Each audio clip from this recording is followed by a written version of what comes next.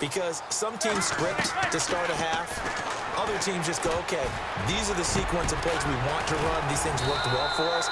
And sometimes they throw in that big chunk play right away. Shocker. Try and get after them early and try and create a big play to give themselves some momentum. See what they have up their sleeve. Throwing now is Manning. Oh, he dropped it. They were looking for him in the middle third. He couldn't catch it. Now third down. He has just not had his focus in this game. It's not one drop. It's not two. That's three for this contest. Yeah, uncharacteristic for any NFL receiver, and he's no exception. And he's going to be out of bounds up around the 45-yard line. A gain of 13 and also a first down. Partner, this is one of the best routes anyone can have in their offensive playbook. Tough to defend because you think it's a go route, and then he breaks it back on the comeback. There's one other thing you need as well. A well-thrown ball. Exactly right. You have a guy who has some precision in throwing the football because of the timing of the route. They go play action here on first down. He'll let it go deep for Beckham. And that one falls incomplete. Looked like he might have had position there, but he couldn't hold on to it at second down. This defense is continuing to contest every deep ball that is thrown downfield. And, look, it doesn't matter whether you're playing man or zone. Eventually, that becomes man on man, and you've got to trust yourself and go up at that moment of truth. It's caught inside the 25. That one goes for 36 yards. And at this stage, down in the second half, looks like they just wanted to find a way to get it in the hands of their playmaker, and they did. I think you're exactly right. I don't think the coordinator's looking at his play sheet and trying to figure out which play will work well. He's trying to figure out how to get the ball to the playmaker that you just described. Looking down at that sheet, you find people plays, not necessarily X's and O's, and that's exactly what they did there. And the tip there altered the ball flight, and it falls incomplete. It'll be second down.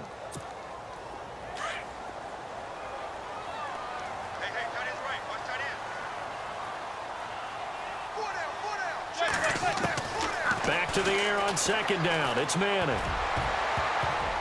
And it's knocked away and incomplete. The Pro Bowler Odell Beckham, the intended receiver. Third down here. This goes to the goal line. You got to be very careful with the offense calls rub routes. When I call a pick trying to screen you off from your coverage, does a nice job of avoiding that and helping force an incompletion. This offense was on the move. Now two straight incompletions have them looking at 3rd and 10. Now Manning. And incomplete on the deep ball. I remember a coach telling me a long time ago the difference between playing corner and safety in the NFL.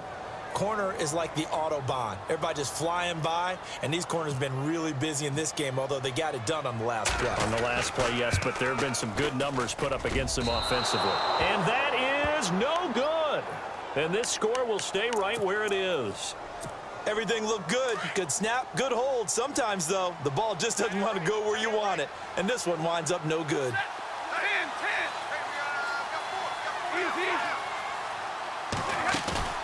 Now a play fake here on first down. Being chased out left. The completion good. This is Eric Ebron.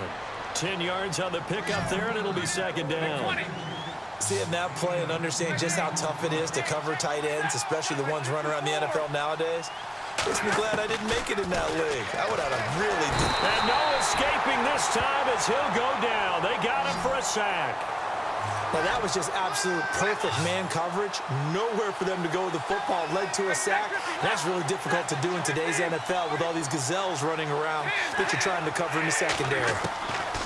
Throwing on third down, Stafford. Losing 2 yards that time, and now it's 4th down. And a tough ask here. They're going to go for it on 4th down and 9.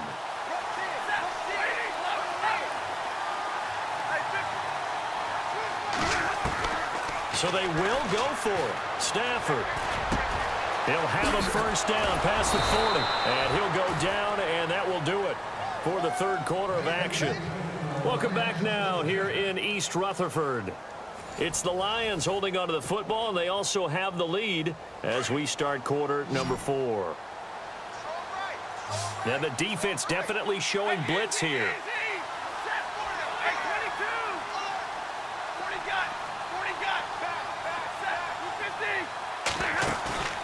Stafford on first down.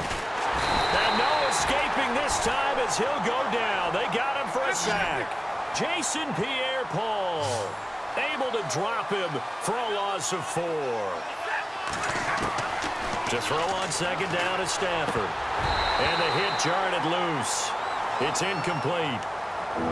That was very well timed there defensively because it's not a bad throw, but the collision came at the exact time he was reaching to bring in the football. Really, really well done. Decent offense, just better defense. I think you're right. Flag comes in. This might be a free play. Out to the flat. That's complete to his running back. And he'll get it out to midfield. Looks like, yeah, they'll spot it right at midfield at the 50. So offside's the call, and they understandably decline it. And this is why we're seeing more and more teams hiring that one coach to the staff that's in charge of all these things. This one's minor. It's pretty easy to figure out. But all the game management stuff, trying to help out the head coach in his decision-making process. Dancing to his left. And he'll slide down to avoid the tackle. Give him 10 that time, escaping the danger, running with it, and picking up a first down.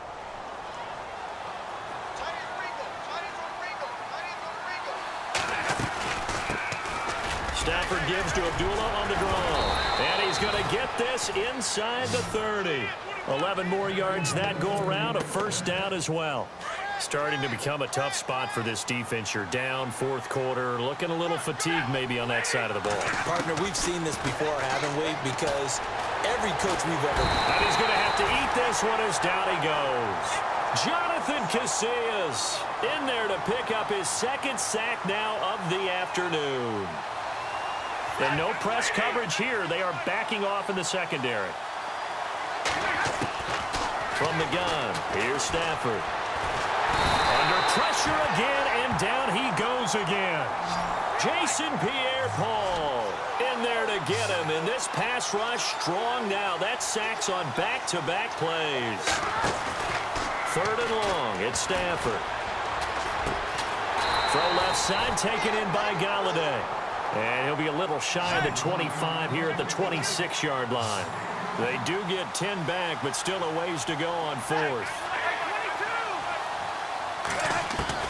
They snap it to Stafford.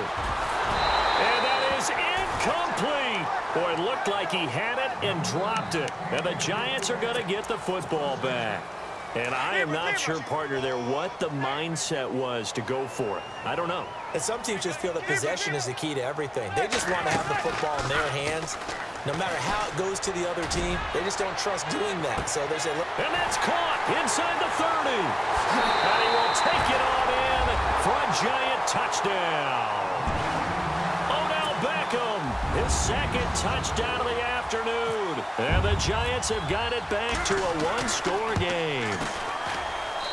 And the lead is down to a field goal now.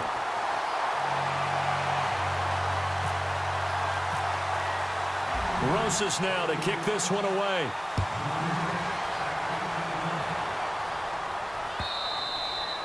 And this will not be returnable. It's out of the back of the end zone for a touchback.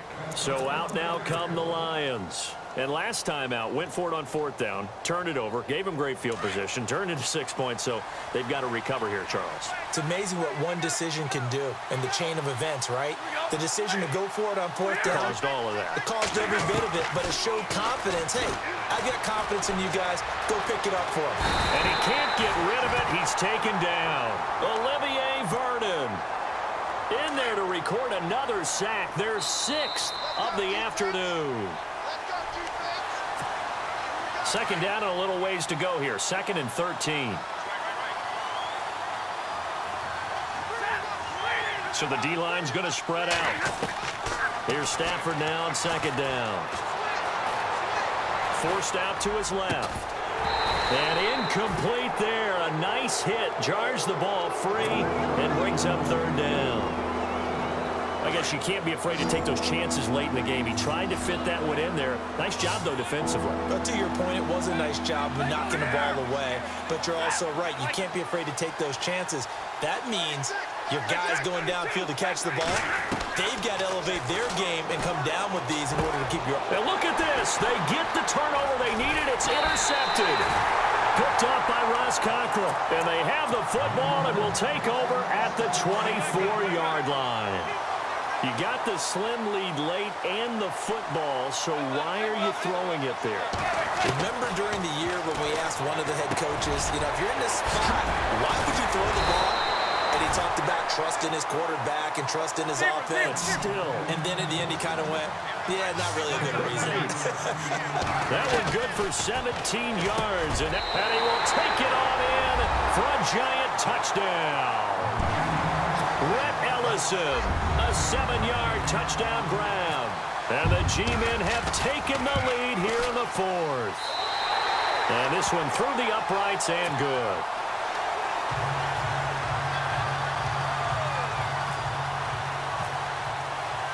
Rosas now to kick this one away. This will be taken to the back of the end zone. And he'll take it back to about the 19-yard line. And Detroit getting set to go now. They're down here in a one-score game. But the time, it's a factor, but it's not a huge factor right now, is it? It's really not, because this amount of time gives them a chance to run their offense, to go through play sequences. And this is what they work on every week in practice, usually on a Friday. They go over this type of a situation, late game situation. What are we going to do when we have the opportunity? They've called these plays a bunch of times. Now's their chance to execute them. Well, they have the opportunity now. Here's the execution. And seeing no options, he just tosses this one away incomplete. Now that'll bring up second down. And some changes here as the D-line separates some. He's back to throw. And he can't corral it. That would have wrapped it up if he'd been able to hold on. Instead, it brings up third down.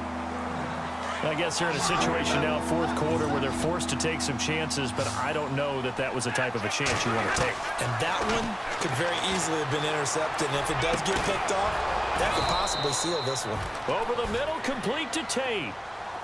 15 yards there for number 15. First down now, but the clock continues to move.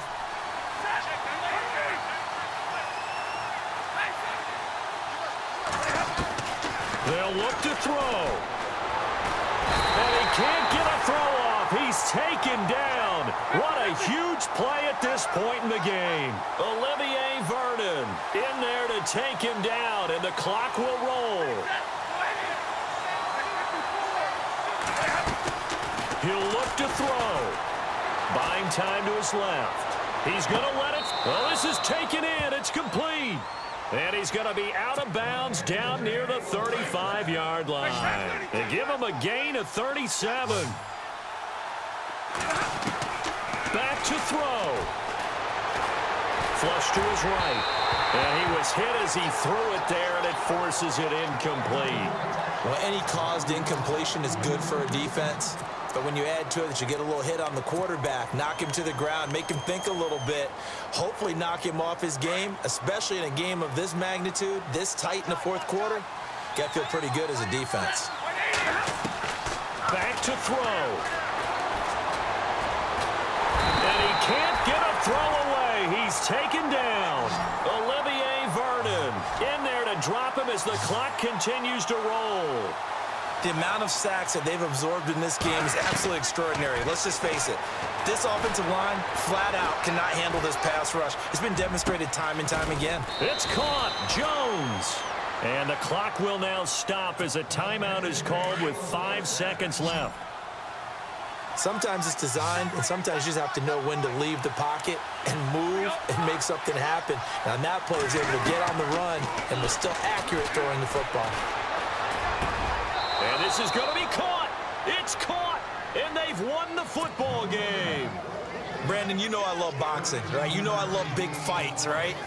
I'd given them the standing 8 count a few times along the way. And look at how this one ended. Yeah, they had, well, I guess 9 lives, just like a cat kept fighting, and they're in the end making the huge play to get the game winner. I guess that's the epitome of you always have a puncher's chance.